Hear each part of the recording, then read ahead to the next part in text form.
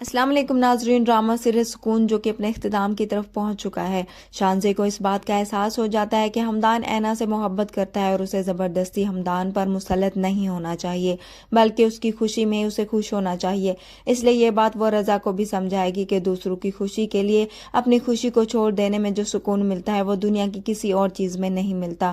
رضا کو یہی لگتا ہے کہ اینا اسے بھلا نہیں پائی ہوگی کیونکہ وہ اس سے محبت کرتی تھی، مگر اینا سے ملنے کے بعد اس کی یہ غلط فہمی بھی دور ہو جاتی ہے کیونکہ اس کے دل میں اور صرف حمدان بستا ہے۔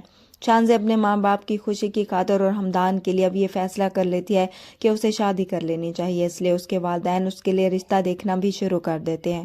وہاں رضا کو بھی شانزے کی باتیں سمجھ آ جائیں گی، اس لیے اب وہ حمدان کے پاس جائے گا۔ حمدان اینا کے جانے کی وجہ سے بہت زیادہ ڈسٹرب ہوگا، مگر اب وہ اینا کو کچھ بھی نہیں کہہ پا رہا۔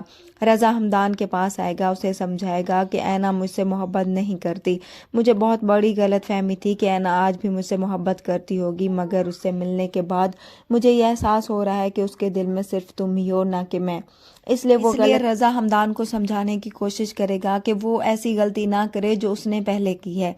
حمدان کو اینا کا خیال آئے گا تو وہ اس کے کمرے میں جائے گا اور وہ ڈیورس پیپر دیکھے گا جس پر اینا نے سائن نہیں کیے ہوں گے۔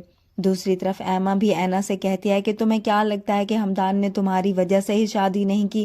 نہیں، بلکہ وہ نہیں چاہتے کہ وہ کسی اور کے ساتھ زندگی گزاریں، انہیں بھی تم سے محبت ہو چکی ہے اور ہو سکتا ہے حمدان کو بھی تمہارا انتظار ہو، اس لیے اسے انتظار کرنے کی بجائے ایک بار ضرور اس سے تمہیں بات کر لینی چاہیے۔ یہ سب سن کر اینا کو بھی لگتا ہے کہ ایما جو کچھ بھی کہہ رہی ہے وہ سچ ہو۔